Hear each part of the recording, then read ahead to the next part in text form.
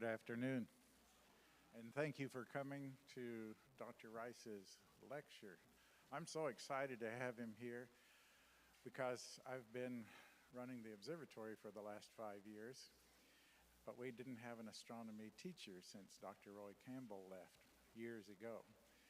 So they got a new telescope in there about 15 years ago, well, a little longer than that, and then there was no one to run it. So it sat dormant for 12 years. Really nice German telescope, very nice. So I asked if I could maybe see if we could get it running again, and I got the people that needed to be there to get it running, because I'm not an astronomer.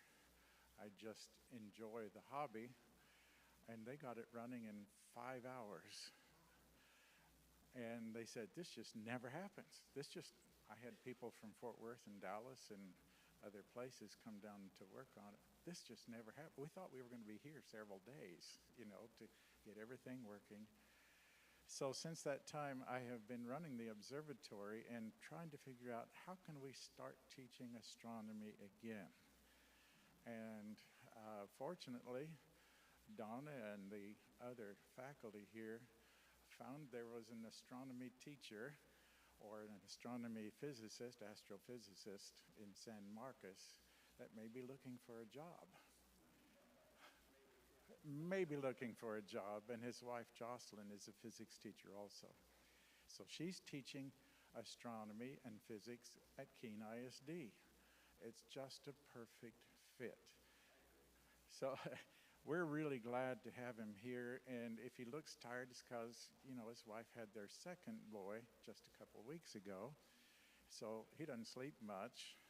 And I wanted to tell you a little bit of his background. I have enjoyed his friendship since he moved here this last summer, and I'm so excited. His class comes up on Thursday nights. That's when his lab is, if it's good seeing, and so they are now utilizing the observatory again. Really excited about it. Jared got his Bachelor of Science in Astrophysics from the University of California in Santa Cruz in 2008. He met his beautiful wife, Jocelyn, and earned a Master of Science in Physics from Montana State University in Bozeman, Montana in 2012.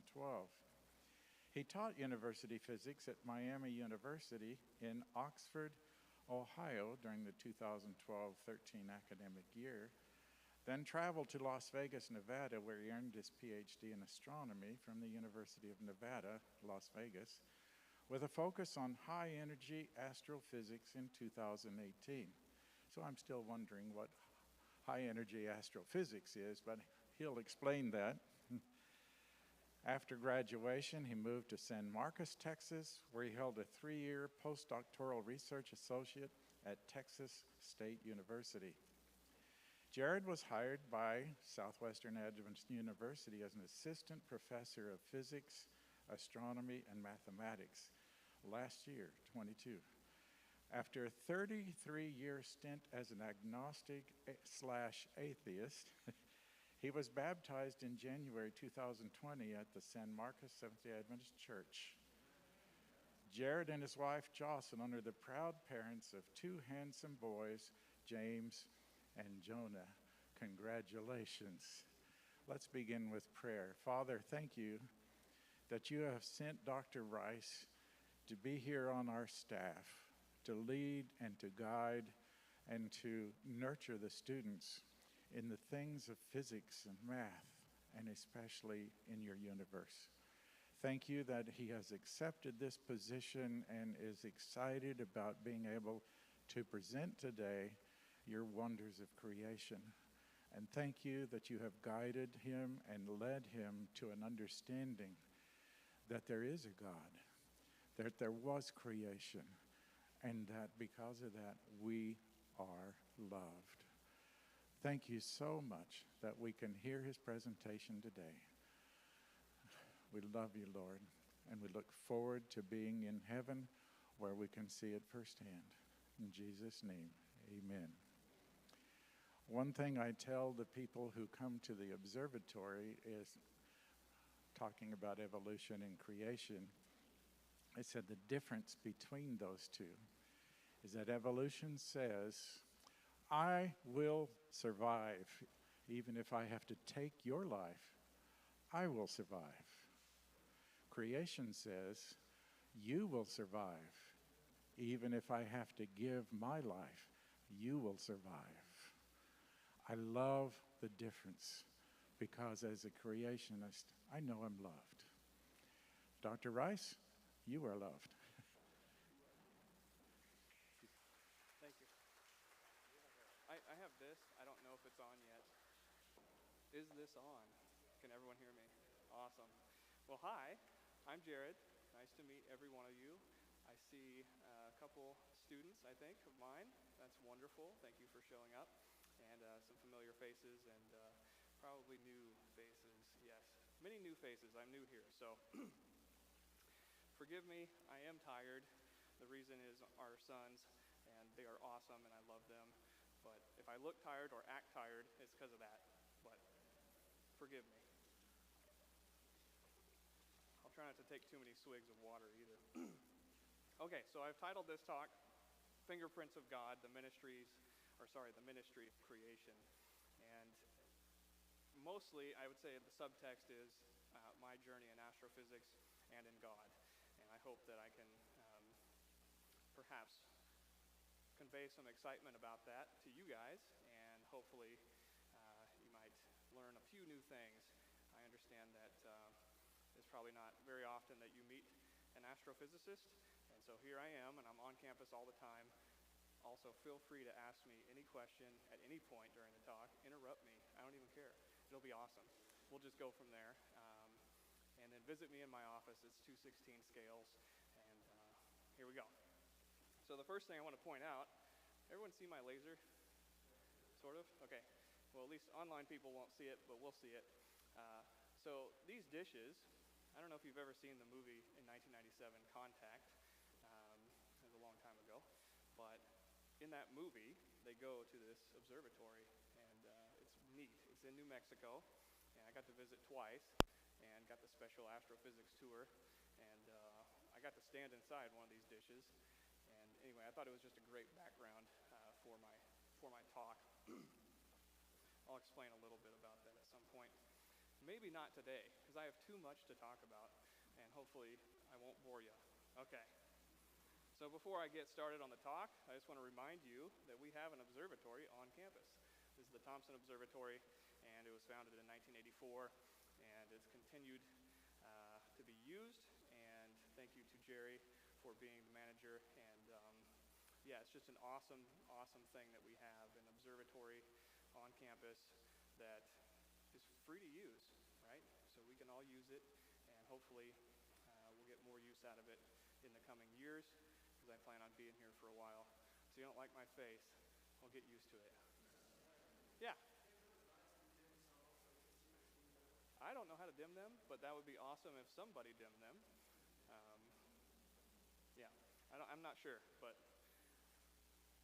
yeah, maybe you can look over here at these screens, which are a little bit not in the light, but they're smaller. Yeah. Okay. So I always outline my talks, so this is the outline. I'm going to talk about, well, an introduction. So what is everything that I'm talking about? And, ooh, I like that. That's nice. These are the kind of lights astrophysicists enjoy. Very dim ones. Yeah. If you come to my office, I actually bought a lamp because the overhead lights were too bright, so I just have a lamp in there because it's just, yeah, I like dim lights. So I'll give an introduction, and then I'll talk about something that excites me, and that will probably excite you, I hope, as you learn about it, black holes. Probably you might not understand what they are now, but I'm hoping you'll at least understand one thing about black holes by the time I'm done. Okay. All sorts of things. Gravitational waves. Uh-oh, what are those? Electromagnetic signatures from black holes. What in the world? Fingerprints of God. Okay. And then a summary. So there's too much to talk about here, as you might guess. But I'm hoping to go through enough that you might get some excitement about these things called black holes and what I might be doing in my free time as soon as our babies get a little older. too tired now to do my research. Okay, so introduction. So what am I? Well, I'm just a dude. Sorry, I'm from California originally, so forgive me. But I call everybody dude. I call my mom dude, so yeah. Anyway, I'm just a dude. I decided at some point early on in my life that I was going to study astrophysics, and I'll explain that in a bit. But I study theoretical high-energy astrophysics. So what is that? Theoretical, meaning do I do it in theory or do I not? No, it's theoretical compared to observational. So a lot of times I use just mathematics and solving equations on the computer and by hand and going from there. High energy, what does that mean? It doesn't mean I'm doing it with the most amount of excitement I've ever had in my life. Although it is exciting, sometimes that doesn't happen. Sometimes it is very difficult. But high energy astrophysics means the astrophysics of things that are very high energy. Well, what are those? Generally black holes, okay? And I'll explain those things in a bit and why they are high energy.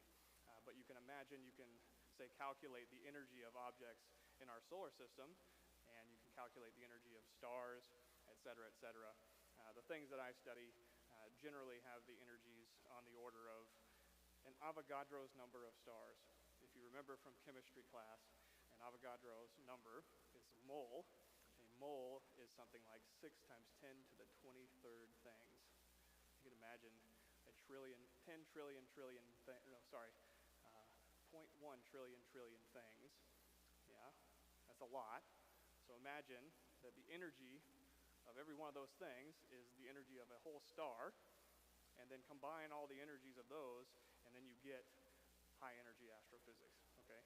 So that's what we're talking about here, is the most energetic things in the universe, which is pretty fun. Okay, so I study electromagnetic and gravitational wave signatures from compact objects. So the compact object is the black hole. There are also neutron stars, white dwarfs, et cetera, and I'll explain some of these things. Excuse me. But we can observe the universe through our eyes, so that's electromagnetic light, that's optical light, or since we have all sorts of telescopes, we can use different types of light.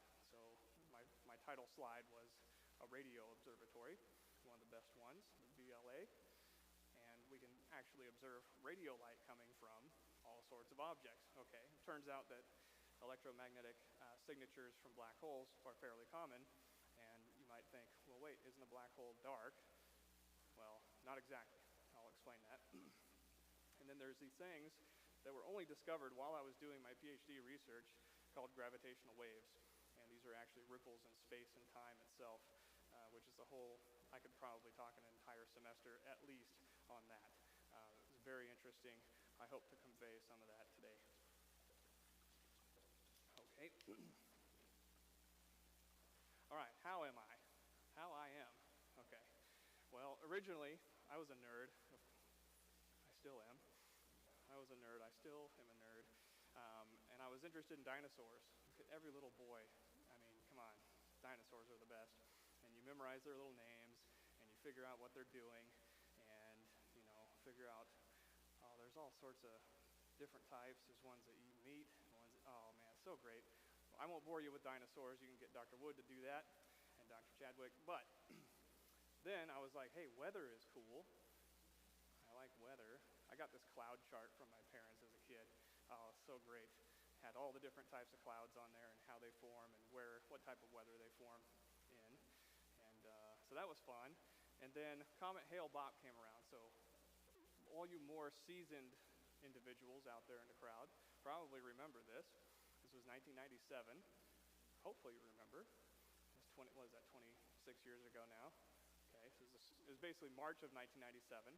This comet came around, and it was such a bright comet that you could see it from anywhere, right? You could be in the brightest city.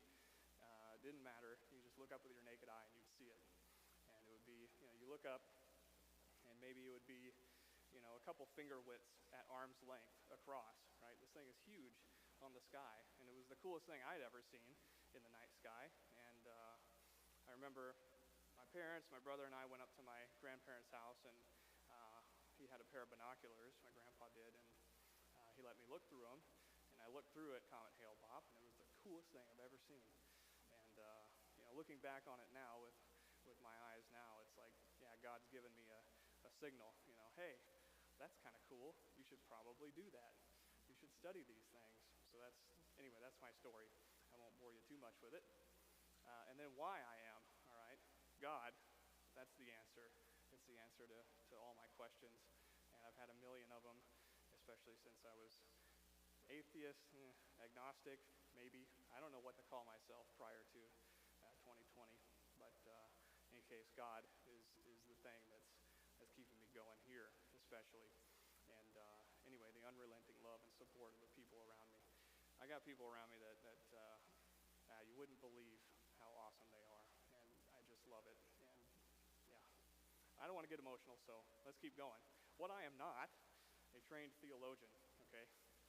I just started with this whole God thing, and so, I know that I am saved and that he sent Jesus to save us all, but forgive me if I misspeak in any way. It's not something I do on purpose, and I know I have much to learn about that, but I know the one good fact, and that's it, and we don't need to go beyond that, right? All right, so let's get started immediately into black holes. I bet you didn't know that black holes were a thing that were predicted 240 years ago. Did anyone know that? You think black holes, it's been since like the 70s or something, right? No. So we've had extremely gifted scientists for a very long time, and they've been, sitting in their rooms alone and thinking about these things. Not saying I've ever done that. In any case, this guy, John Mitchell, he was awesome, and about 240 years ago, he predicted the existence of what he called a dark star. Okay, so this was after Isaac Newton wrote down all of his laws of physics and his universal law of gravitation and all this. In fact, it's about 100 years after that. But we have plenty of astronomers thinking about these things, and this is what they said. This is what he said anyway.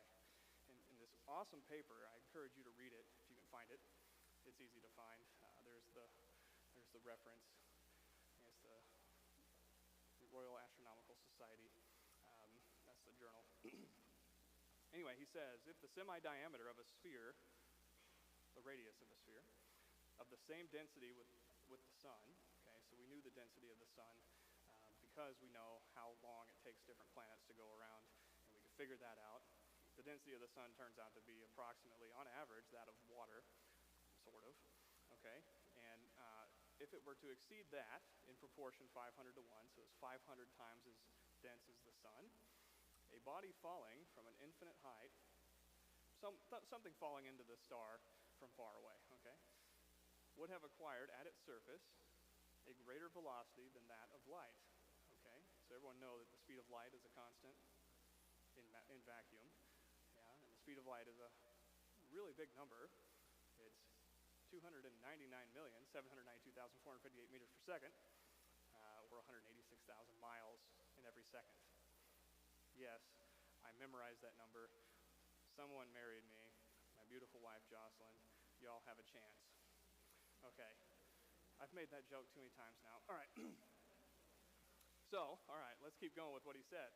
All right, and consequently, supposing light to be attracted by the same force in proportion to its inertia, it's this inertiae, basically its mass, with other bodies, all light emitted from such a body would be made to return towards it by its own proper gravity. So what these guys are saying, what this Mitchell was saying back in 1783 was, if you have a star that's very dense, it's possible and probable that even light going away from it would actually fall back on it. It would never escape. And that's the concept that we know of as a black hole today. And that's 240 years ago. So I just thought that's an interesting point that you probably didn't know. And so there you have it. That's one thing you learned today, and you can't say that you didn't, okay? All right. Then 13 years later, independently, probably one of the biggest powerhouses of mathematics to ever exist, Pierre-Simon Laplace, he independently discovered this idea, and he said it like this: the gravitation attraction of a star with a diameter 250 times that of the sun is comparable in density to the Earth, would be so great no light could escape from its surface. Okay, so same idea, and it's very neat. Of course, back then, we didn't have the internet, so someone wrote something down 13 years prior, you wouldn't know about it unless you were just digging through the library, right? And so he didn't know that was published, and so he simultaneously discovered, or independently discovered, sorry, the idea of a black hole. So this is really neat. I wish we all wore clothes like that still, right? I'm kidding. I was like, I should probably dress up more, right? But then it takes too long. Okay, so then 119 years later, this is the main black hole business. All right, we got Albert Einstein. Everyone knows Albert Einstein. We've got November of 1915. He came up with the theory of special relativity in 1905, which didn't have any gravitational fields in it.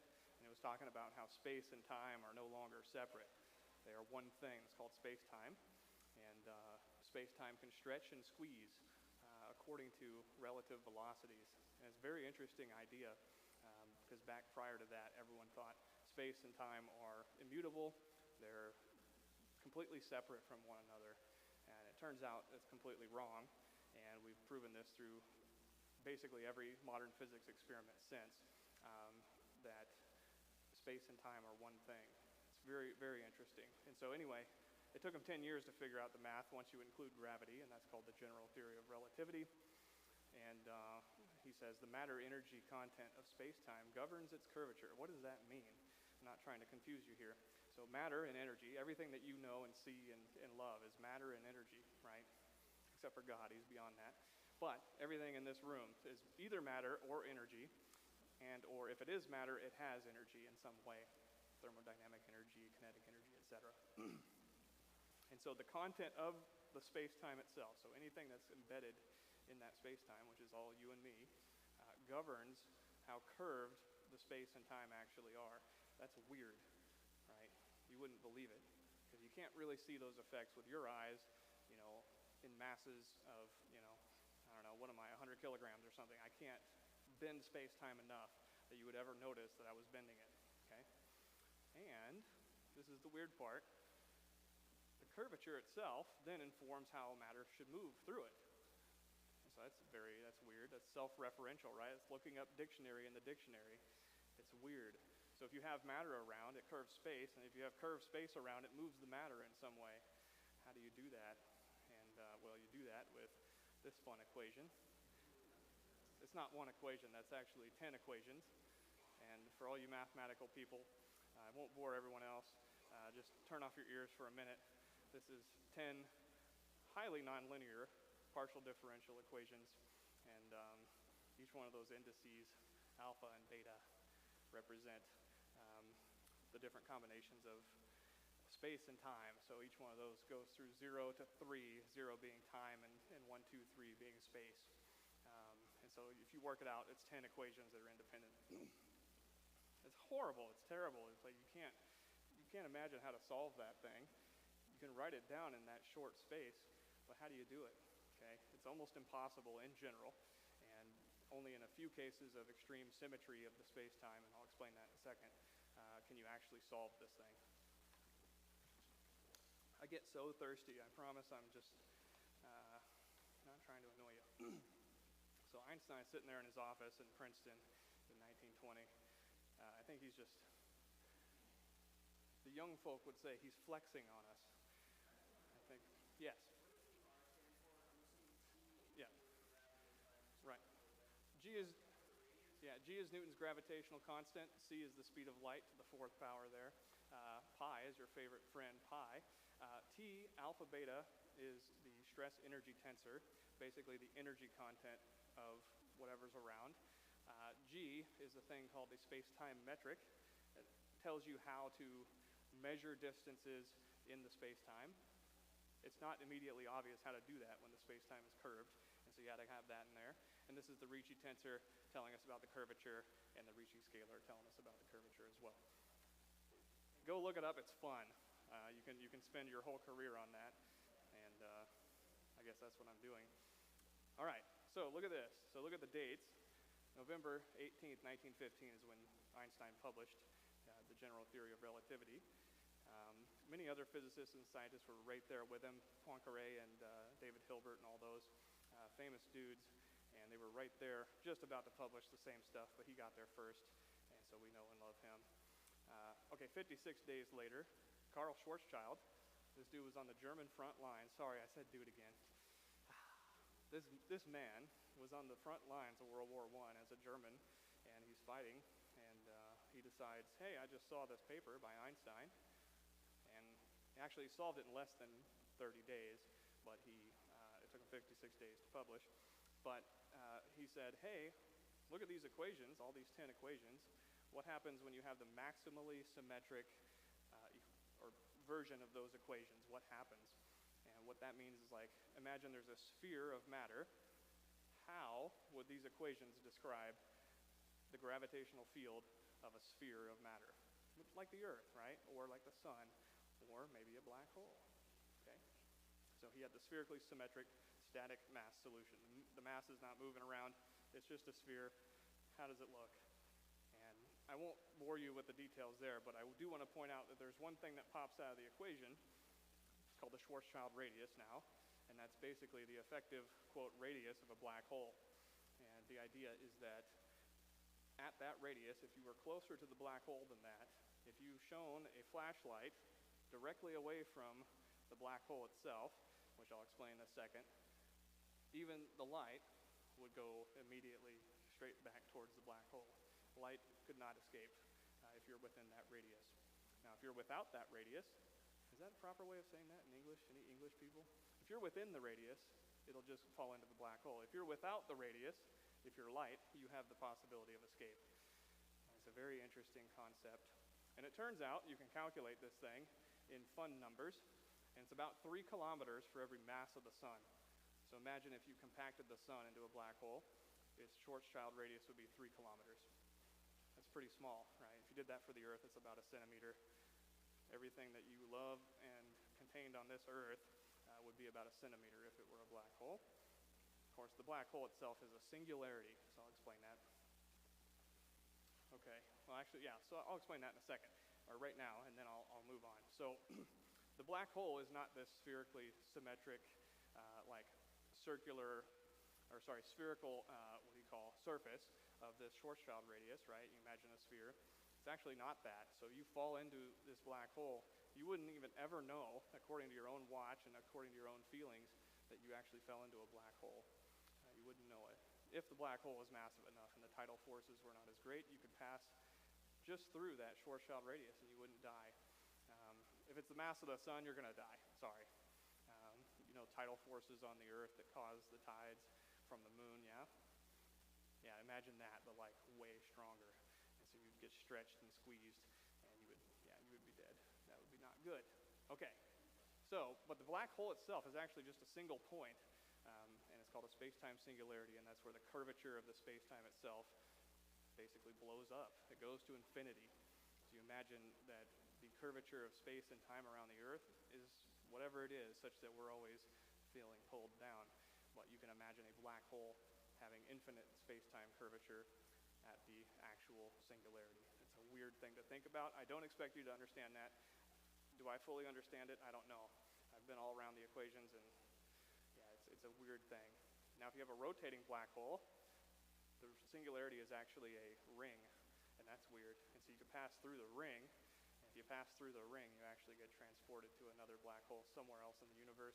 That's called a wormhole. We're not sure they exist in our universe due to quantum mechanics. However, they're an allowed solution of the Einstein field equations, which are those guys. Okay, go look up Einstein, Podolsky, Rosen bridge if you are interested in wormholes. Okay, so then look at the dates again. Okay, January 1916 to 1978, 62 and a half years later. We have an awesome physicist. He's still alive, doing awesome stuff. Jean-Pierre Luminet. I don't know if it's Luminet, it's French. I don't know French, so it might be Luminet, it might be Luminet. It's a great last name. I mean, it's fantastic, especially when you're talking about light and black holes and all this. But anyway, he did the thought experiment and actually wrote a big old paper on it. It's awesome. That, what happens when you shine a light on a black hole? Okay, if you shine a light, I'm not going to shine my laser on you all because I respect laser laws. However, if I shone a laser in your face, right, it might reflect off your face, but pretty much that would be it, right? Or if I get a flashlight and aim it at you, that's going to be pretty much, you're going to see this light and it's bright, whatever. Okay, cool. if you shine a light on a black hole, a lot of weird things happen. So this is a non-rotating black hole. This is the Schwarzschild black hole. And ignore all the funny math here. You don't have to think about that. However, imagine shining the flashlight directly at the black hole. Some of that light is actually going to orbit the black hole halfway around and shoot directly back at you. Yeah, that's weird. Because your experience is that, well, I'll do this. Light travels in straight lines. You can imagine a straight line going directly from my pointer to the laser. I'll do it down here. Wherever I point, it's just a straight line, right? Technically, it's not. A straight line in a curved space-time appears curved to people who are accustomed to learning about things that are in straight lines. And it actually turns out that when you calculate it, you say light still travels in a straight line, it just appears curved, and that's weird.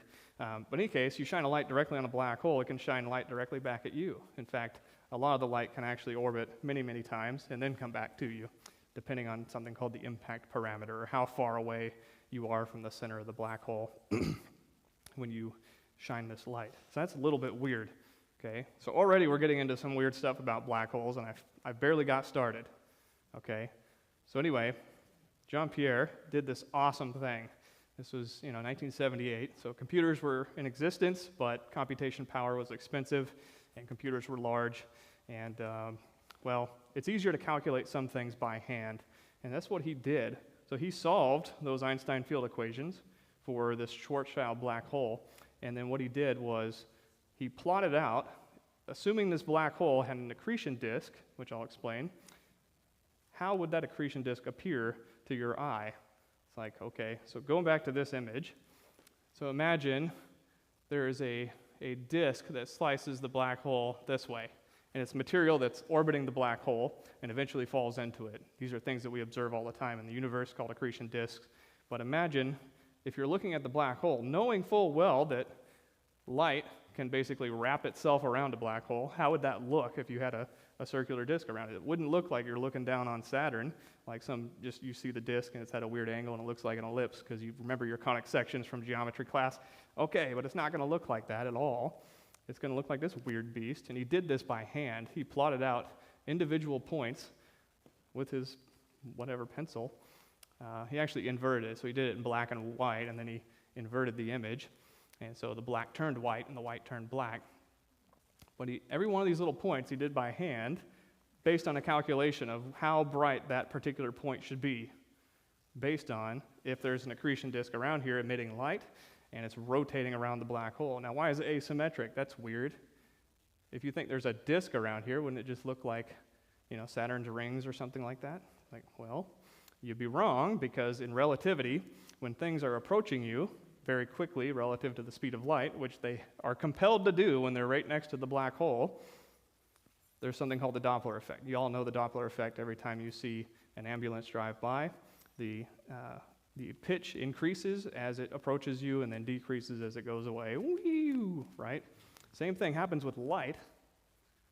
So the light actually gets brighter as it approaches you, and then as it's going away from you, saying imagine the light is coming around and then going back that way, it gets dimmer on the return trip. Okay, so that's weird. And then, well, what in the world's going on? The bottom left kind of looks like a disk. Like, okay, that's part of a disk, kind of looks like Saturn's rings. How is it? What's this up here? It's like you're actually seeing the far side of the disk wrap around the black hole, because the black hole is curving the light as it passes by. And so you can actually see behind a black hole by looking straight at it. That's weird. I don't understand that. No, I do, but with your limited human mind, it's like, how do you really do that? And then there's this other ring around here, and I'll explain the next image what all these things are. Okay, so he has a great website and a blog if you want to go read it. Excuse me, that's where I stole these images from. Hopefully he doesn't get mad at me. I gave him credit. Okay, so imagine this is the geometry. You got the black hole, and here's this accretion disk, okay? And then imagine that you are over here. They say photographic plate. That's the old school way of saying, if I'm just a little bit 10 degrees above the plane of that accretion disk, I'm going to take an image of this whole system, right? So you imagine if you're standing here and it wasn't a black hole thing, you wouldn't be able to see the disk over here, right? because the black hole's in the way, but the light literally curves around the black hole, okay? And so that's how you can see it. And so there's kind of a geometry here that you can maybe think about that keeps you up late at night. That's weird. And you can actually see the bottom of the disk as well, which is this part. Yeah, very strange. Like, how would you ever see the bottom of that disk in a normal situation? Well, black holes are weird, so that's it. Okay, so now here's the full explanation here. I told you this brighter part is part of the Doppler effect, so the light gets brighter as it approaches you. This is what we call the black hole shadow. You probably have seen in 2019? Yeah, 2019, April 2019, a team imaged the black hole at the center of the galaxy M87, and you saw this like orange donut. I don't know if you remember that, but it's kind of the same thing.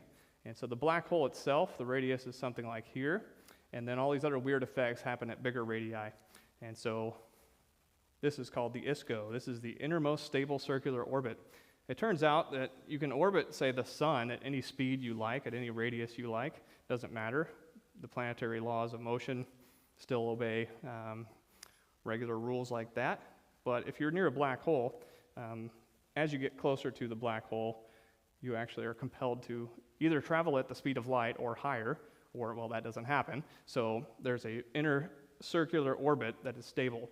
And beyond that, you have to just plunge into the black hole. You can't go faster than light, and so that's the innermost stable circular orbit. So every one of these little pictures has all these details in it, which wouldn't show up in a normal thing, okay? All right, there's secondary images, right? What's the photon ring? Well, that's basically where the light has, say, orbited the black hole like 17 times, and then it's got to you. It's very, very close to the black hole, so that's neat. All right, then 36 years later, I don't know if you remember this movie. Now, why would I be talking about Hollywood in a talk about science and God? But take this image, and if you remember from the movie Interstellar in 2014, you saw this black hole, and this black hole called Gargantua. And there are all sorts of interesting relativistic things that were going around in that black hole in that movie. But the image of the black hole that you saw on screen was actually, one of the most technologically advanced images of a black hole ever produced, because the man who came up with the idea of this movie, see, I didn't say dude that time, his name's Kip Thorne. He's a scientist at Caltech, and he won the Nobel Prize for his work on gravitational waves, et cetera, but he came up with this idea in the 90s that there should be a movie about someone orbiting a black hole, because there's all sorts of interesting things, just like the things I'm describing here. Anyway, he was the science advisor for the movie, and he said, hey, we should make sure that the black hole looks realistic, and Hollywood has a lot of money, of course, and so they actually calculated the exact way that a black hole should look. And so here we have an evolution of how black holes appear. And so this is a very interesting black hole. This is a near maximally rotating black hole, which I didn't get into, but more effects are present. So if you go back to this guy, you can see this is a relatively simple image, quote simple, but this one, there's other things going on. There's another little thing here, and then there's another ring perhaps there. There's some weird curvature going on there, et cetera, et cetera. When you're rotating as a black hole, you actually drag space and time around with you. This is actually true of you walking around as well, but you would never notice it because the effect is so small. You can calculate it for yourself, and it would be something like 10 to the minus 56 times as powerful, which is a very large number. So you imagine like a trillion. I think there might be enough trillions in there, times as small of an effect, okay? And so space and time warp around maximally rotating black holes in the maximum possible way. And actually, they do that around the Earth as well, and we tried to measure that with the Gravity Probe B experiment, which was mainly a success. They had a few issues with some of their things, but okay. So then, in the movie, it actually looked like this, because they took some artistic license and decided, well, we should actually, quote, look at the black hole through, say, what it might look like in an IMAX camera. And the IMAX cameras, they always have really this ethereal glow around them, so it looked cooler in the movie, right? If you have not seen that movie, you should probably go watch it. It's kind of neat. I recommend it. It's like 3 hours long, though, so yeah. Okay, So it's kind of the similar image as this one. They actually had to, quote, dumb it down for the movie because the director was like, well, I don't think that the audience could handle the asymmetric look of this thing. Come on, y'all can handle it. Well, they changed it to not as maximally rotating black hole, so it looked a little bit more symmetric. And in any case, they forgot about the Doppler effect. How could you do that? And so in the actual papers that they wrote from these simulations, the actual scientific papers, you get something more like this. And what you can see is that over here it's brighter because that light is moving towards you because the accretion disk is orbiting towards you on that side and away from you on that side. It's like, okay. And you also notice that it's kind of blue looking, right? I don't know if you can tell on the screen, but it looks blue. That's the same thing as a Doppler effect, right? So the Doppler effect, the frequency of the sound coming towards you would get higher. When the frequency of the light increases, it gets bluer, okay? And also over here, if you can tell, it's a lot more dim because as things pass away from you, if they are emitting light, that light gets much, much dimmer. But if you can tell on the screen, probably it's easier on the TV screens, that it's a little bit red. And that's what we call the red shift. It's like the Doppler effect as it passes you, okay? And so there's all sorts of interesting things going on here, and I won't explain everything, but the idea is that black holes are weird, and they look weird, and they act even weirder. And so there's that. Okay, so Albert Einstein, 1915, let's go back a little bit, when he talked about the general theory of relativity, he wrote that down. He's like, I want to describe space and time with gravitational fields present. He said, I'm pretty sure gravitational waves exist. If you can read my little tiny subtext, that's not a real quote. But there was an argument that he made that out of those field equations, you remember that equation I was talking about that you can write down just like that, but it actually happens to represent 10 equations. You can get a wave solution, and it turns out that the waves in space and time, which is what would happen when you solve these things, travel at the speed of light. And that's weird. Why would ripples in space and time travel at light speed? That's odd. And so he thought, well, they probably exist. I solved them out of my equations. They should probably exist. Well, and then Schwarzschild, of course, was like, oh, black holes exist too. Uh-oh. And all sorts of weird things going on. And that was 1916. That's also not a real quote. However, this is the thinking of the day. It's like all sorts of weird things going on, and let's try to figure them out. Okay, so let's dive deeper into the rabbit hole of black holes and now gravitational waves as well. And hopefully I don't lose you. If I do, say something, right? I can talk for hours. Oh, okay. So, pretty sure gravitational waves exist. Indeed, they do. While I was in grad school, they discovered in 2015 the very first gravitational wave signal. These things are extremely difficult to detect. We measure what's called the gravitational wave strain, which is the thing plotted in this image. By the way, this guy, Robert Frischmann, he's one of the LIGO scientists. This is the Laser Interferometer Gravitational Wave Observatory. One of the observatories is in Hanford, Washington, out in the middle of the desert. And then the other one's in Livingston, Louisiana. That one's closer. I've been to that one. It's cool. But what we're measuring here is the gravitational wave strain, and I'll explain that in a second, of two merging black holes. And you would not get this signal in this instrument, which is the most sensitive instrument ever concocted by humanity. You would never, ever get that signal if it wasn't the case that it was emitted by these two black holes. You can't get that from any other method, okay? And so we call this GW150914, meaning the gravitational wave source that occurred in 2015 on September 14th, okay? And it passed through the blue curve. I believe the blue is the Livingston, Louisiana detector, and the red curve is the one in Hanford, Washington. And they actually had a 8 millisecond delay because it takes 8 milliseconds for light to travel from one experiment to the other. And remember, gravitational waves travel at the speed of light. And so what you notice about this signal is it's kind of noisy, and then all of a sudden there's like this increasing ramp in the frequency. So you notice these waves are getting closer and closer together, and also their amplitude is increasing, so they're getting taller and taller. And we call this a gravitational wave chirp.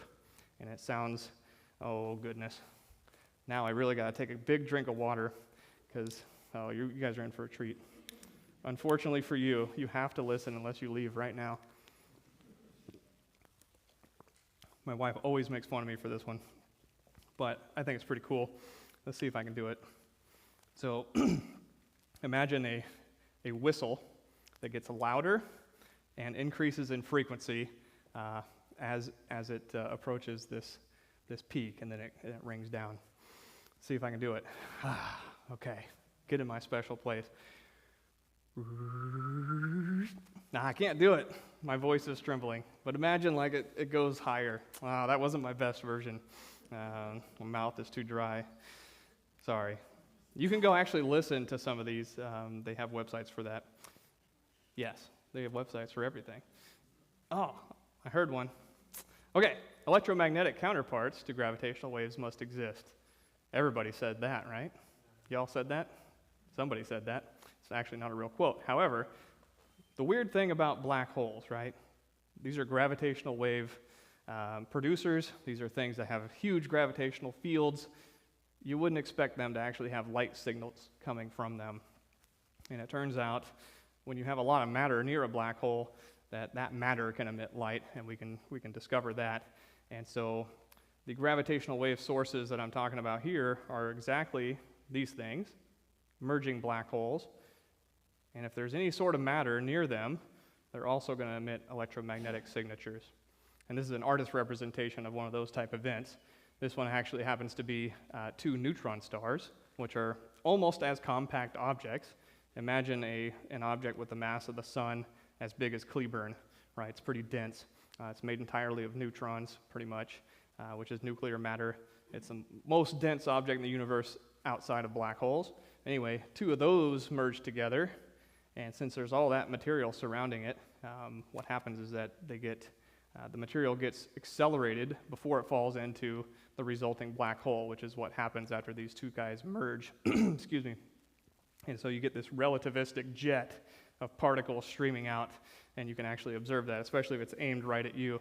And it happened to be in 2017 that they discovered a gravitational wave signature, and then not long after, about 1.7 seconds after, they discovered a a gamma ray burst, which is an electromagnetic signature from these 2 merging objects. Very odd. Probably one of the coolest things that's ever happened in astronomy in the last 100 years. Okay, so then we know that black holes exist now. Like, you can't get those signals from anything else. You can calculate how you might get signals from something else, but I don't know. I haven't calculated any signal that would exactly look like that would come from anything else. You have to have very massive objects accelerating very close to one another.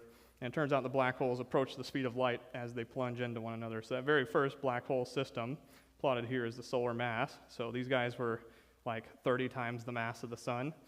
And both of those merge together, and you can show mathematically when 2 black holes merge, they create one black hole that's a lot bigger, greater than or equal to the mass of the first black hole. Now think about that one. That one's weird. Where'd that extra mass come from? I won't explain it, but you think about it.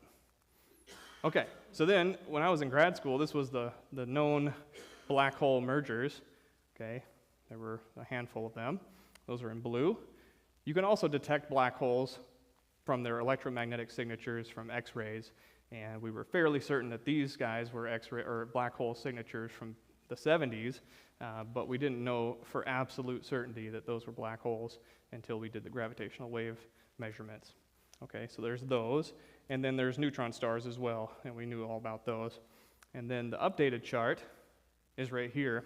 So now LIGO, that gravitational wave observatory, now has a companion in Italy and in Japan, and they're all working together, and they've discovered, like 50 or 60, it's more than that. I think it's like 100 and something black hole merger objects, okay, from these gravitational waves. And then the other objects in this plot, these are the electromagnetic black holes, ones that we know from X-ray signatures, and then these are the neutron stars. And so down here is a very interesting one, or a couple of them, where you have a black hole and a neutron star merging together. All sorts of weird things. This is called transient high-energy astrophysics. Go look it up. I can't explain all of it right now, unfortunately. Yeah, definitely can't. Okay, so now ignore my math. Don't ignore my math. Okay. The mass of one black hole plus the other is the total mass of the system. I'm talking about merging black holes here. Okay, this is not so bad. You know how to add things. That's like third grade or whatever, right? Yeah, okay. Then you have something called a reduced mass. That comes up in chemistry all the time too. But it's just some product of the masses divided by the total. Not that big of a deal. That chirp mass was like, you know what I was talking about with that chirp signal. That's kind of a characteristic mass associated with that. And then we have, what are these fancy words? Quasi-Keplerian evolution. It's like, well, when you have black holes orbiting each other, they actually obey Kepler's laws, which were written down in the early 1600s by Johannes Kepler. And it turns out that to a good degree of approximation, the black holes orbiting one another, even though they're extremely massive, dense objects, will obey Kepler's laws. So that's interesting. So these things go around and pretty much obey that. You don't need to know the details, but the orbital decay of a black hole system, okay, so this is cool. So now we've got these two black holes orbiting each other, and the reason they have this chirp signature is because they get closer and closer to one another. They're emitting gravitational waves the entire time. Their orbital energy decreases. If the orbital energy decreases, they must get closer to one another and speed up, and when they speed up, they emit more gravitational waves, and then they get closer and closer and closer, and then in a finite time, you can calculate exactly how long it takes two black holes of a certain mass to coalesce and become a bigger black hole. That's interesting. You can do that. I only put it up here for the nerds, but the idea is that you can calculate these things. Very interesting. That can only come from God, in my opinion. Okay, the frequency evolution. So, like I was saying, that chirp signature, you can get a time derivative of the frequency. I don't want to lose you here. How the frequency changes with time. We're saying that it's increasing, right? It's proportional to the frequency to the 11/3 power. That's so weird. The other stuff is just constants. Don't worry about it. Your favorite friend pi is in there to the 8/3 power. I don't know why. I do know why, but it's just weird. In any case, the idea is that it is proportional to some power of the frequency, and the idea is these guys chirp up in their signature. And then you can calculate this gravitational wave strain. Turns out there are two modes, and they're equal to this. Okay, I'm not trying to like razzle-dazzle you here. The idea is that you can calculate these things, and it turns out, because of the fact, this is Newton's gravitational constant, and in regular units that we know about, this is like 1/trillionth, and c squared is like 10 to the 20. So you divide those two numbers out, you get a really, really, really small number. So even for, say, big giant black holes coming together and merging into a bigger one and emitting these gravitational waves, those gravitational waves at Earth, by the time we would detect them, since these objects are extremely far away, are something like 10 to the minus 18 in terms of their relative sizes. What does that mean? So a proton has a diameter of a femtometer, it's 10 to the minus 15 meters. This is 10 to the minus 18, or actually 10 to the minus 19 is actually a better characterization of that size. And it turns out these gravitational waves, as they pass through Earth, which are passing through this room all the time right now, have a fractional difference in their say, height compared to 0 of 10 to the minus 19. That means 1/10,000th the diameter of a proton. And they've actually measured this. It's real. And the way they do it was with lasers and something called an interferometer. It's really neat. Anyway, you can calculate the full signature, theoretically, and it looks like that. That's that. I still can't do it. My mouth's too dry. But look down here. That's it. Did you hear that? And I don't know if anyone heard that. Okay, this is the velocity of the black hole relative to c, the speed of light, on this axis. You're reaching like 0.5 up here. So you imagine a black hole, the mass of 30 times the mass of the sun, traveling at half the speed of light. These things obviously are the most energetic things in the universe. Okay, so that's a very interesting thing. There's so much to explain with this, I can't stay here forever. And this was that signature that I showed you about, and you can calculate different things. The very first gravitational wave signature. Very neat. Okay, so then the power. This is the cool part. Power is always cool, right? So, not your power bill, because that's horrible. It's actually an energy bill, power times time. But in any case, the power of a gravitational wave source, like two merging black holes, is characterized by two numbers, c to the 5th power. So in astronomers' units, that's something like 10 to the 50 divided by g, and g is a very small number, 10 to the minus 8. It's something approximately 10 to the 56 ergs, and erg is 100 or 10 million joules, and a joule is something like 900 horsepower. So you can imagine this thing is a huge, huge number. In fact, it's the brightest things that we can see in space. If you calculate the energy of this system, it would be as bright as an Avogadro's number of suns, which is really odd. How can you imagine literally every star in the entire universe being as bright as the sun on average? Every one of those in the last let's see, that one doesn't have the scale. In the last 0.1 seconds of this merging event has a luminosity of every star in the entire observable universe. That's weird. Probably the coolest thing. I don't know how to describe that beyond that. It's very powerful. Okay. So then, our idea, and for any student that wants to, say, work with me, I don't know why you wouldn't, I'm just kidding. I encourage anyone to come talk to me about this. If you are interested in anything black hole related or high energy astrophysics, our idea is that I need to continue on this research project, but the idea is that if you have a dynamic space-time, which is merging black holes, and you happen to be a merging black hole at the center of a galaxy where there's a pretty large magnetic field, actually the magnetic field can actually wiggle. You can put sound waves, quote, sound waves, magnetoacoustic waves in magnetic fields, and you can put Alfvén waves in magnetic fields, and those happen on the sun all the time.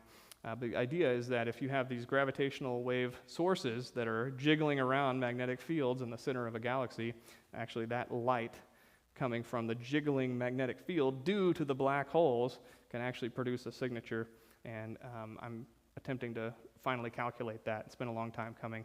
I had to put my research on hiatus, take care of my fam, all right? My family. I'm sorry, I'm not that young. Okay, so there's a picture with that, but we'll keep going in the interest of time. Okay, there's too much to talk about. See, I'm going to show you. How about a cool picture? How about a cool picture? Oh, here we go. This is a gamma ray burst. Okay, so these things are very highly energetic objects that basically remember I told you about this relativistic jet of particles that gets emitted in merging black holes and merging black hole neutron stars?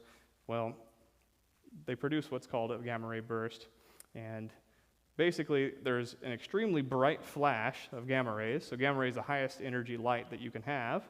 Just like radio light is low energy, optical light is kind of medium energy. You go all the way up beyond X-rays, there's gamma rays. And there's many, many, many gamma rays that get emitted in these black hole and neutron star mergers. It's very interesting. And so if you're interested in that, please come talk to me. Let's do some research. Okay.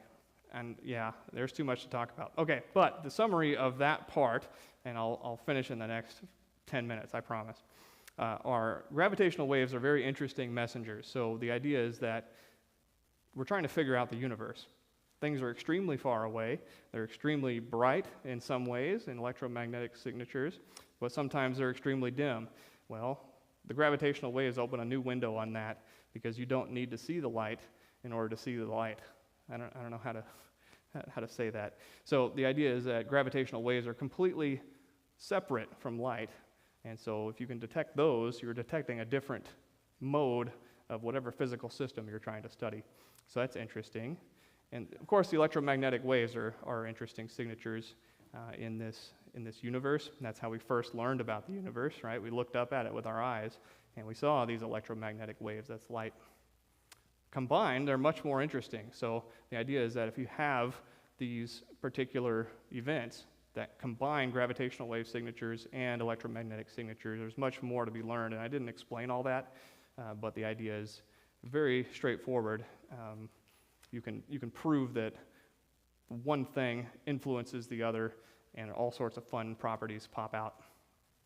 All right, so I'm working in particular on predicting some of these new signatures that haven't been predicted before, and so I hope to restart my research over the summer once the classes are over and we don't have a newborn anymore. He'll be like 3 months old by that point, so it'll be a little easier to get some sleep, and I can probably start again. But anyway, if you're interested in this at all for any reason, you can come talk to me. We can do some research together. I promise it'll be fun. And, okay, oh, that's what I said at the bottom. Okay, and now, finally, is Dr. Berkner here? Donna, are you here? Hi. I'm answering your question that you said the other day in our meeting. And I've thought about this for a long time, and prior to you even asking that. And this is the God part of my talk. And I know there was a lot of astrophysics and a little bit of God, but hopefully you see his creation in what I was talking about. It's interesting. However, I love your question, and this is the answer. Okay, what? Well, I'm here. I'm teaching physics and astronomy and college algebra. It's fun. It's awesome. And we have a good time. And hopefully my students agree with that. I don't know. You agree with that? Yeah. Nice. All right. Hey, it's a job. That's what I thought. So when I first got hired, my first human thought was, wow, I finally got a job. You know, finally got a real boy job. Wow, this is great. I was a stay-at-home dad at the time. My wife was teaching, and it was such a blessing. That's directly from God that I got to have that opportunity to teach and raise my son at home while not having a job. I was in between jobs. Academia is a how's the word for that? Extremely competitive. It's like winning the lottery. You would never get a job. And so, hey, I got a job. That's great. All right. That's my first human thought. This is how you know that we have fallen as creatures. Okay. But why, right? Donna asks us why. What versus why? It's like you know what you're doing. Why are you doing it? Like, why am I here at all? I could be anywhere. What am I doing? And I said that to myself sometimes, like in the past. That, why am I in academia when I could use my skills as a data scientist and make like 5 times as much money? Well, this university is why. It's not a job, it's a calling. And I fully agree that there's no way to describe that. It's an absolute calling. I don't think it's a job at all. I have a lot of fun doing it, and you don't have fun in a job, right? You have fun in a calling. And so when I got hired, this was April of 2022, so last year, about a year ago, God was working through all sorts of things in our lives, and one of them was this job. And shortly after, it was about a week after I said, hey, it's a job. That was my thought. I heard God, and a lot of people, in the past I've heard people talk about, hey, I hear the voice of God. It's like, and then I was getting all like anxious about that in my own spirit, or in my own spiritual journey with God, because I never heard His voice. I always heard His voice through other people, though. The people would treat me like family, and they don't even know me. It's like, well, that's great. Well, then I actually did hear God, and I don't know how to explain this, but it's through the Holy Spirit, and He said, it was like the most clear inner voice that I'd ever heard. It's like my voice, but obviously not a thought from me, because I wouldn't have thought of this, and only He can do that. And He said, be there for that one student. Okay, and I don't know what that meant at the time, and who knows if I still know what it means, but what I've treated it as, well, at first I thought, okay, well, be there for that one student. There's going to be one student, literally one, the entire time I'm here, hopefully for a long time, and there's going to be one student that needs my help for some reason beyond class. And I thought, okay, I'll do that. That's easy. Well, what is that, tempting God or something? Because, no. The real answer, I think, and maybe God will impress on me something else, but the real answer is that every student is that one student. And if you can make their life in some way better through your teaching and through your just presence in their lives and actually caring about them and not ignoring their problems and all that, maybe it would be better for them and therefore better for you as well. If you're helping other people, we're called to be helpers through the body of Christ, and if you can do that, well, I think that you've achieved something much greater than astrophysics. I don't know. I'm gonna get emotional. I just can't. Thank you for your space time. Yeah.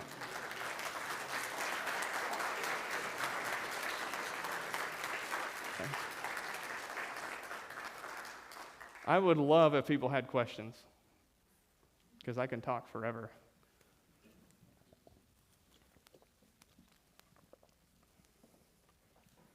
Recently, when they put the James Webb telescope up into space, they thought they were going to find the Big Bang.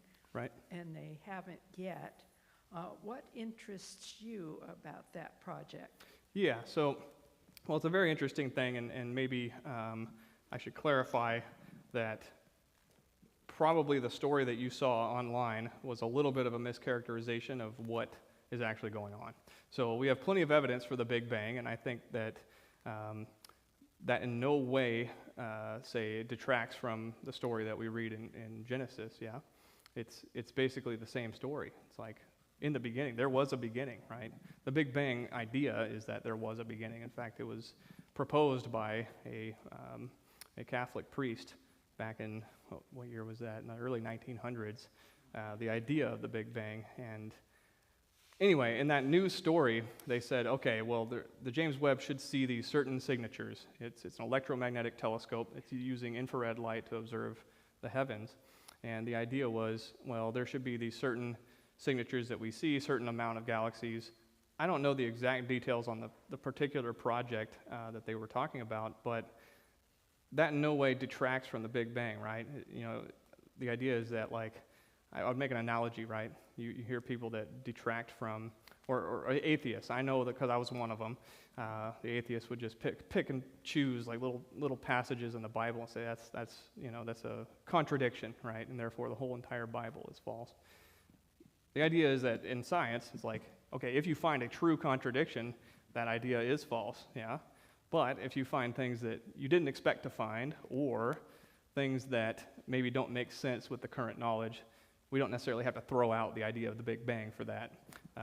But in my mind, that doesn't detract from the story of creation at all. It's like, you know, we've got a pinpoint start to the Big Bang and pinpoint start to the universe in both the Bible and in science. But I would I guess defer to another expert on that, because I don't know the exact details of that study.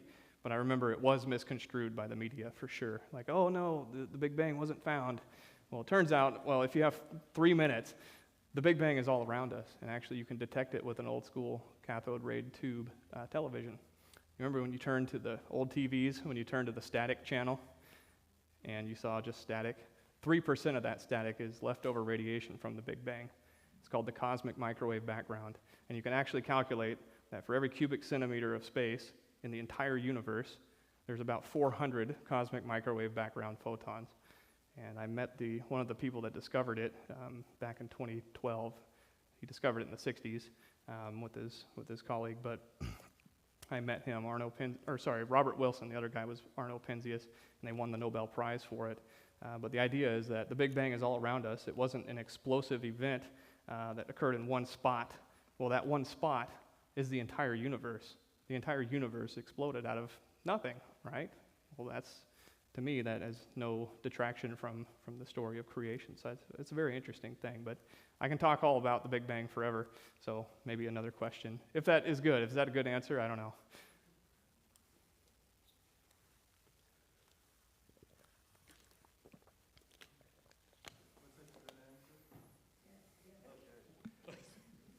This question may be more under the purview of quantum mechanics, but you may have something with astrophysicist Sure. background. But like when you talk about like how space-time has a drag effect, even like when you walk through it, Yep. or when light goes around a heavily massive object, there appears to be there's a drag effect.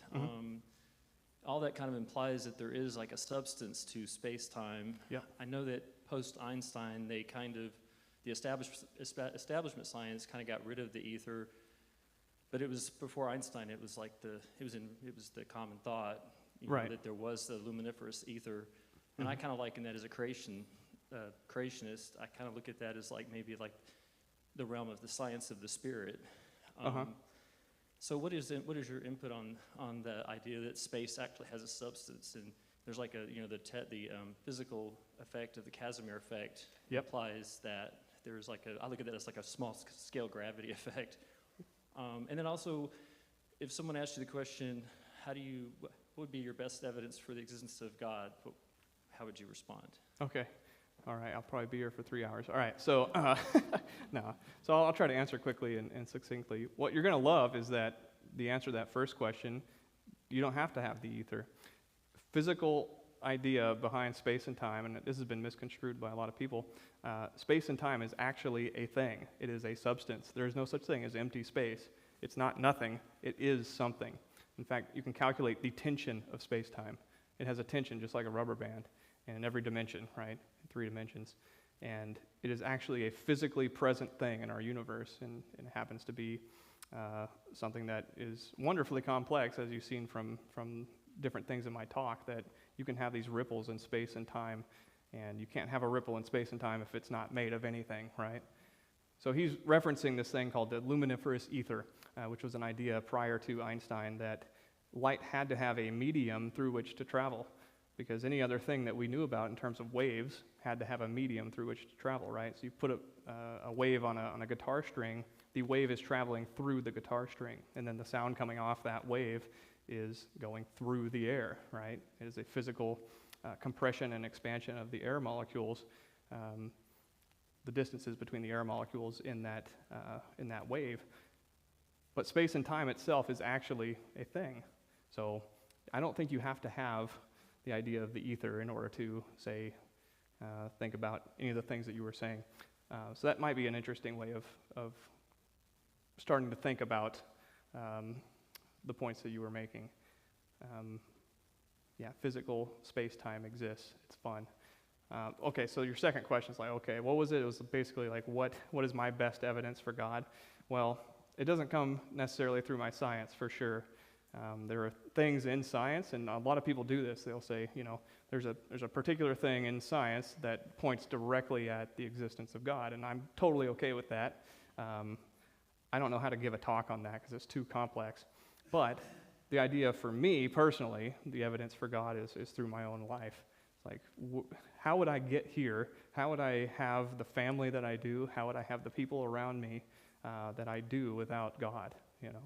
And I guess it's much more detailed than that, and I'm not going to get into all sorts of personal things with that, but our sons are miracles. They're absolute miracles for us, and there's no other way they came about except through God.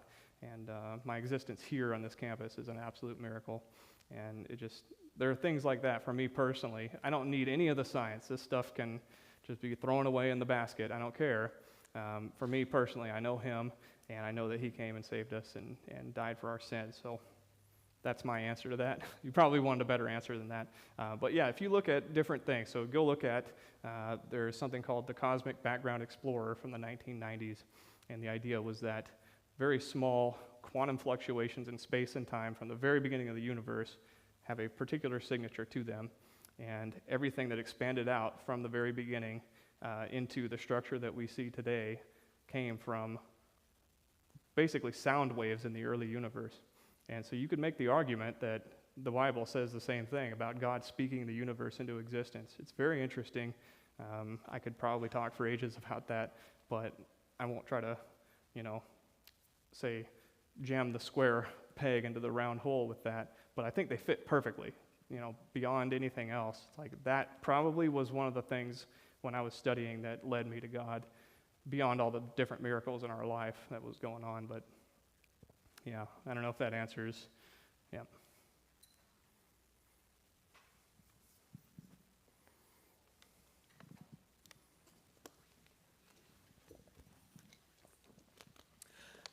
With space beginning as a singularity, with the universe beginning as a singularity, and Sure. space-time then expanding, Yep. how does one how can you say anything about the age of a universe when the very measure you're doing is changing, it's expanding? So in what sense can you even talk about the age of a universe? Sure, yeah. So in cosmology, which is the scientific study of the universe, what they do is you can measure the expansion rate today. You can look at galaxies that are far away, and you figure out, they did this back in the early 1900s, that depending on your distance, in fact, directly proportional to how far away you are is how fast you're moving. So if you're, however many tens of trillions of kilometers away, you're moving away at a certain speed, and if you double that, you're doubling your speed. So you can imagine like living on the surface of a balloon, and you make two different dots and markers like on the balloon, right? And then you blow up the balloon. Those two dots have now moved further apart. In fact, if you covered the whole balloon in dots, all of the dots would be further apart once you've blown it up, right? So now cosmology just reverses that. Say, okay, if it's this far away and it's moving this fast into the future, like, okay, just run the movie backward in time. And what you do is you do that, and you can figure out, and this is all thanks to Einstein's field equations, because that's what you're doing. You're actually solving those. And you go backward in time, and you figure out that there must have been a point a long time ago that all that stuff that we see in the universe was now this close together. And if you do that calculation, it turns out to be, when they first did it, it was about 10 billion years, and using more updated models with our current knowledge of things in the universe, it's about 13.8 billion years. But clocks on the expanding surface of the universe would be running different. Okay, this is getting into relativity stuff. So your own watch, if you're looking at your own watch, at any speed that you're moving around, your watch will never change. Like you experience time in the way that you would experience it. And then relative to someone else, if you are moving by somebody at half the speed of light, your clock is running slow according to them. But then they're moving by you at the speed of, or half the speed of light, then you would say that their clocks are moving slow, right? And so that's the relativity of relativity theory. But Einstein famously said that he shouldn't have called it relativity theory. He should have called it invariant theory. And the idea is that you can actually calculate things that are always the same no matter what in any space-time environment and any way that things are moving around. And so the idea is that there are things that never change, like the speed of light. If you were light and you were traveling at the speed of light and you would happen to turn on a flashlight, the light that comes out of your flashlight would actually move away from you at the speed of light. And that makes no sense unless you think about these things. And they're all related back to cosmology because you're solving the same equations. But we could get into that discussion at some point. But the idea is that just because the universe is expanding doesn't mean that like the physics is changing. We pretty much know that physics should be the same everywhere at all times in history, just based on our observations. So we have a lot of evidence from that, from electromagnetic signatures, so spectra of objects, so basically how you're breaking down the light. And we can figure out that those things are constant over time, and the gravitational waves are another way. But I don't know if that fully satisfies your answer there, but I mean, it's a complicated topic. I'd probably have to get on the whiteboard to show you some more things. But you can come visit me anytime for sure. Yeah. I don't think that contradicts. So like nothing that I've said contradicts anything that I've ever read in the Bible. So if that's comforting to people, I don't know. But I'm not trying to prove one way or the other. I'm just talking to you about my science in general, and then my journey with God. But yeah. Sure. Any particular plans for the total solar eclipse that Yes. will be occurring here Yep. in 13 months? Yes, yeah. So I should have put that on here. So on April 8th, 2024, that's a Monday, April 8th, 2024, here in Keene, we get the wonderful, awesome pleasure of not having to go anywhere in order to see a total solar eclipse. So I don't know if you saw the one. There was one in 2017 that went across the entire United States. The idea is that the shadow of the moon gets cast across any general area of the globe, and it happens to be that on April 8th, 2024, there's one that goes up from Mexico all the way through Texas, directly through Keene, and then on its way up to Ohio and other places, right? And so for campus, we've already been meeting, so me and Jerry and a few others and Anna Patterson, the president, we've been planning out what we're going to do. So we're going to have a big event. And I'm not going to tell you any details yet because we're still finalizing things, but we're going to have a big event on campus, and hopefully the weather stays good and we can actually see this thing. So write down on your calendars right now, and if you don't, you're going to get probably infinity emails about it as it gets closer, April 8th, 2024. Now it turns out if you want to practice run, there's October 13th this year or October 14th. One of those is an annular solar eclipse. From our location, it'll only be partial, so that'll be on a Sabbath in October. That'll be fun, but it's not as cool. Okay, a total solar eclipse is the coolest thing you've ever seen in the night sky, guaranteed. I know that because I'm an astrophysicist, and it's the coolest thing I've ever seen. I don't know. So, yeah, because it comes night as soon as the moon pops over the sun. Yeah, it's weird. It's the weirdest thing. Okay, now I'm going to have to describe. In 2017, we saw this total solar eclipse. We went up to Wyoming, the middle of Wyoming, me and Jocelyn and my wife and my family, and oh man, it was awesome. And what happens is that the sun slowly comes over the moon throughout the course of a few hours, and then at totality, it completely covers it.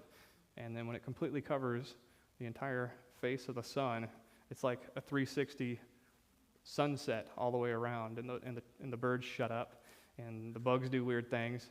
And you look up there, and you saw the weirdest, like, three-dimensional aspect to the sky that you've ever seen.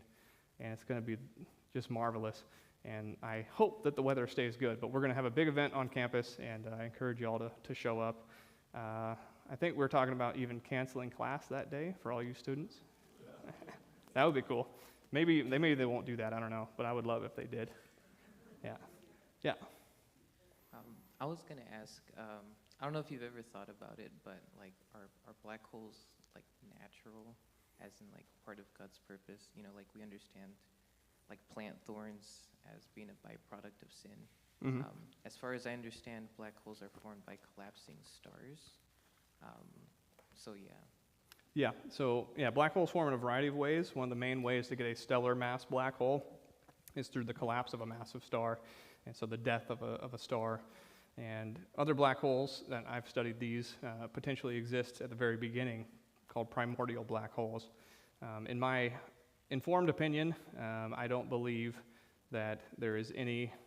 Sorry, I see a wasp going up around that light. I notice things. Anyway, so I don't believe there is any contradiction there. That's where God divided by zero. He was having fun with some math, because when you divide by zero, you get infinity. And there's nothing in mathematical facts that contradict God, in my opinion.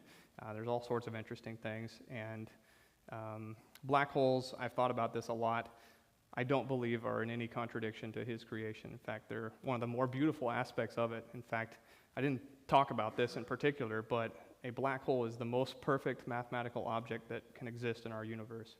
So you can imagine trying to describe a human being by an equation. Well, the economists have tried to do that, and look where we are. So don't do that. But if you try to describe a black hole with mathematics, it's perfect. All you need is its mass if it's not rotating. If it's rotating, you need its angular momentum. And if it has an electric charge, you need its electric charge. Just 3 numbers for the maximally interesting black hole can describe it literally perfectly. And there's nothing that we've discovered so far that contradicts that. It's very interesting. I don't believe that God would have put black holes in the universe just to, cause us to argue with each other or something like that. I think it's a very beautiful aspect of the universe. Of course, you wouldn't want to be anywhere near a black hole. It'll kill you. But there's plenty of things on the earth that'll kill you too, jumping off a cliff, Did God create cliffs? Yeah. But he also told us don't jump off of them, right? So same idea with black holes. They're very beautiful, dangerous things. However, there's nothing funky going on, in my opinion. So I don't know if that answers, but.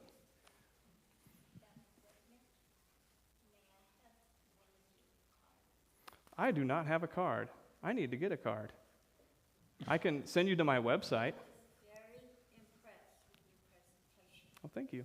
and I'm very happy. Thank you. I really appreciate that. Yeah, go to my website. It's my name, Jared, J-A-R-E-D, Rice. My last name is Rice, like the food. JaredRice.space. Yeah, so go there. Yep. Oh, that's okay. Nothing is an interruption. I love answering questions, so. Okay, you said you're interested in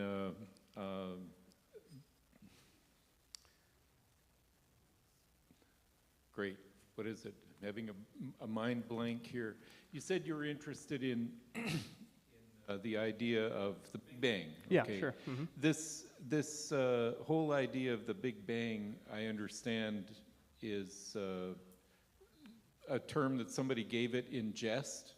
Yeah. To make fun of it. Yeah. Mm-hmm. And it sort of brings to mind a chaotic, unpredictable thing, but yet what we see in the universe is extreme predictability Yes. and inference and mathematics that makes sense. Yep. And all this stuff. In other words, it's not chaotic.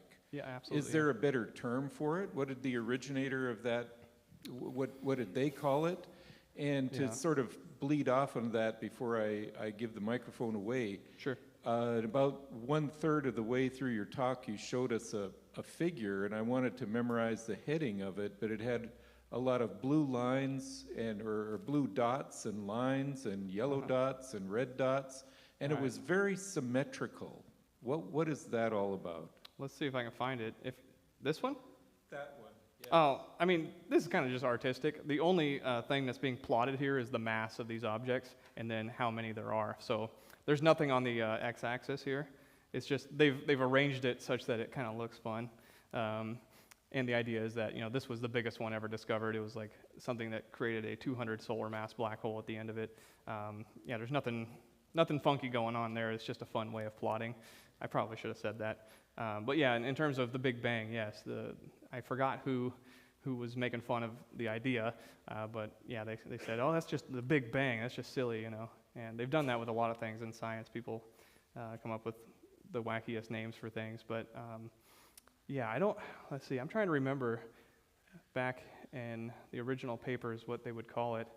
More or less, what they discovered is that you can have an inflationary aspect, meaning an expanding aspect to those Einstein field equations. So they probably just called it something to the effect of an expanding solution to Einstein field equations in an expanding universe, something like that. It was probably nothing, terribly interesting to the layperson. Like Big Bang is very interesting, right? Yeah.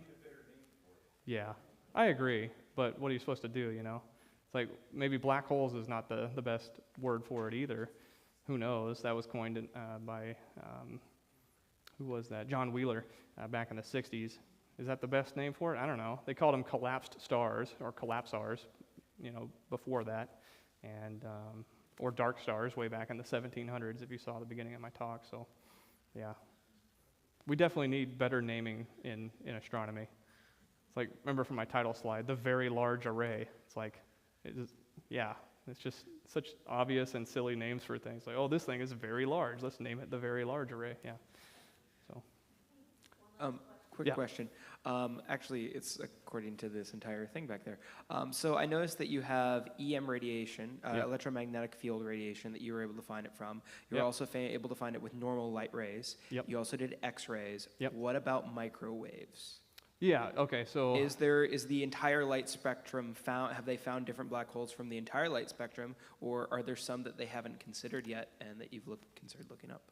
Yeah, I mean, you can do multi-wavelength studies of any system, and with a sensitive enough instrument, you can probably detect all sorts of signatures.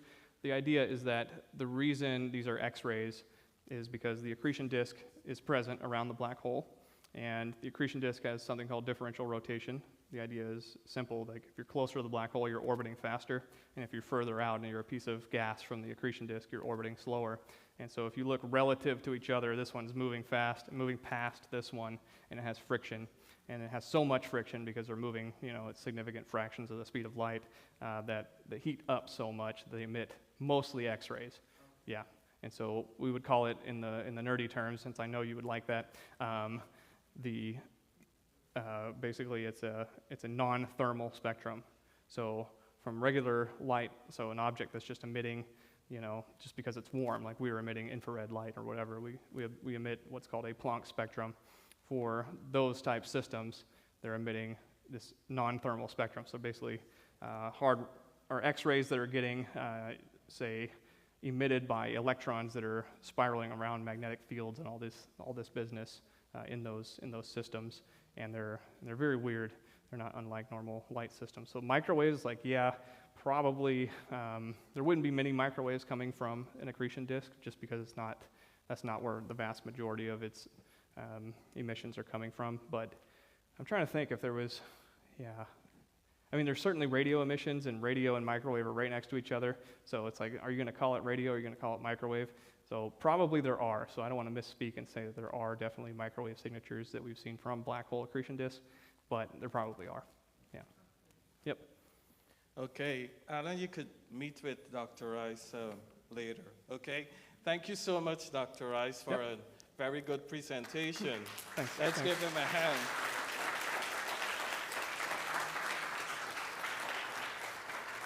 in the late 80s, I suffered PTSD from physics, because that was the last time I took mathematical physics. So Yep. now I'm going to suffer from PTSD again. Anyway, Sorry. thank you so much. We do appreciate it. Let's bow our heads as we pray. Dear Father, thank you for this day. We thank you for the reminder that we serve an awesome God.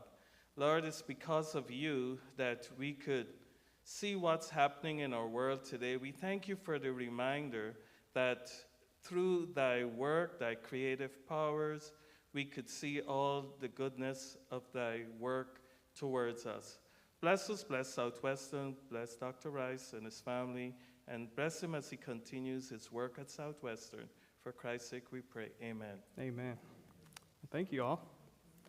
Feel free to visit me anytime. I'm in 216 Scales, or you can email me, jaredr@swau.edu, or you can just find